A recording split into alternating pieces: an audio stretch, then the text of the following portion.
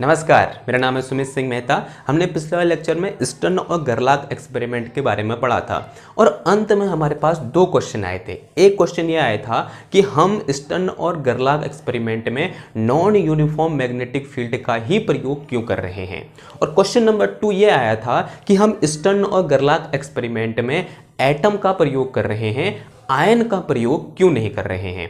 आज हम इन्हीं दो क्वेश्चन का आंसर देने की कोशिश करेंगे। ठीक है, तो पहली चीज क्या है, need of non uniform magnetic field in Stern and गरलाक एक्सपेरिमेंट। क्यों हमको नॉन यूनिफॉर्म मैग्नेटिक फील्ड की आवश्यकता पड़ी, या फिर क्यों हमने नॉन यूनिफॉर्म मैग्नेटिक फील्ड ही प्रयोग किया, यूनिफॉर्म मैग्नेटिक फील्ड का प्रयोग क्यों नहीं किया।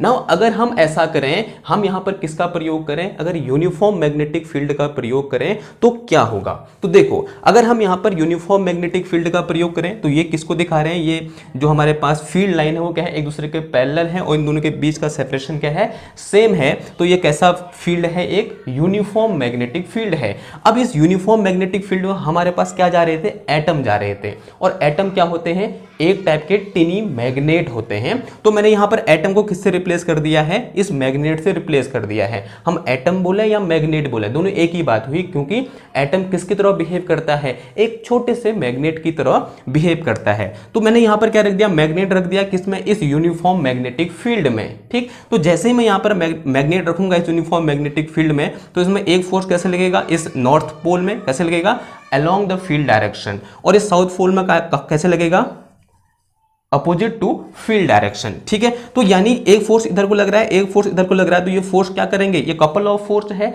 तो क्या कर देगा, इस मैग्नेट को ये टर्न कर देगा, या इसको क्या कर देगा, रोटेट कर देगा। तो यहां पर कैसा फोर्स लग रहा है, रोटेटिंग फोर्स लग रहा है, यानी it experience only turning force. ठीक है, यानी ये क्या कर दे रहा है, इसको टर्न कर दे रहा है। लेकिन स्टर्न और गरलाक की जो कंडीशन थी या फिर उसकी रिक्वायरमेंट थी वो क्या थी, वहां पर जो मैग्नेट पर फोर्स होता है वो कैसा होता है, डिफ्लेक्टिंग फोर्स होता है, यानी ट्रांसवर्स फोर्स होता है। यानी जब हमने यहां पर मैग्नेटिक फील्ड कैसा लिया, यूनिफॉर्म लिया, तब यहां पर इस मैग्नेट पर डिफ्लेक्टिंग फोर्स नहीं लग रहा है, यानी ये स्टर्न और गरलाक एक्सपेरिमेंट की रिक्वायरमेंट को फुलफिल नहीं कर रहा है। अगर मुझे इस मैग्नेट पर डिफ्लेक्शन का फोर्स लगाना है, मैग्नेट यानी एटम, यानी इस एटम पर मुझे डिफ्लेक्शन का फोर्स लगाना है, तो ये यहां पर जो फील्ड है वो कैसा होना चाहिए, नॉन यूनिफॉर्म होना चाहिए। यूनिफॉर्म होने पर यहां पर नो डिफ्लेक्टिंग फोर्स लग रहा है, इसलिए हम स्टर्न और गरलाक एक्सपेरिमेंट में कैसे फील्ड का प्रयोग करते हैं, नॉन यूनिफॉर्म मैग्नेटिक फील्ड का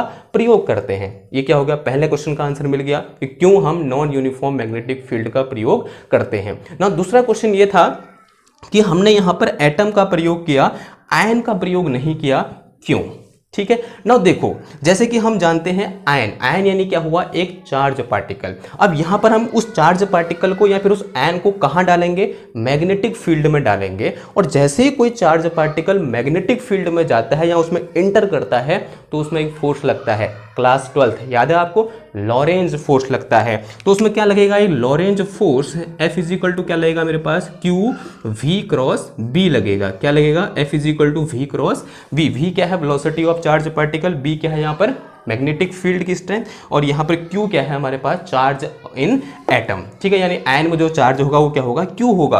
तो यहाँ पर क्या हो रहा है, जैसे ही आयन, अगर हम आयन लेंगे तो जैसे ही आयन मैग्नेटिक फील्ड के अंदर प्रवेश करेगा या एंटर करेगा, तो उसमें डिफ्लेक्टिंग फोर्स लगेगा ही लगेगा, साथ ही साथ लॉरेंज फोर्स भी लगेगा। और इसकी वजह से क्या होगा, जो उसका डिफ्लेक्शन है वो ट्रांसवर्स नहीं होगा, कुछ और होगा लेकिन ट्रांसवर्स नहीं होगा। लेकिन स्टर्न और गरलाक एक्सपेरिमेंट की रिक्वायरमेंट क्या है कि जो डिफ्लेक्ट होना चाहिए या फिर डिफ्लेक्शन इन एटम होना चाहिए, वो कैसा होना चाहिए, ट्रांसवर्स होना चाहिए। लेकिन जैसे हमने यहाँ पर आयन लिया तो उसमें क्या लगेगा, एक लॉरेंज फोर्स लगेगा, और इस लॉरेंज फोर्स की वजह से क्या होगा, उसमें जो डिफ्लेक्शन होगा वो कैसा नहीं रहेगा, ट्रांसवर्स डिफ्लेक्शन नहीं रहेगा। कुछ और हो सकता है डिफ्लेक्शन, लेकिन ट्रांसवर्स नहीं होगा। यानी आयन लेने के बाद यहां पर वो क्या नहीं हो रही है, स्टर्न और गरलाक एक्सपेरिमेंट की रिक्वायरमेंट फुलफिल नहीं हो रही है। इसलिए हम यहां पर क्या लेते हैं, न्यूट्रल एटम लेते हैं, आयन नहीं लेते हैं। ठीक है,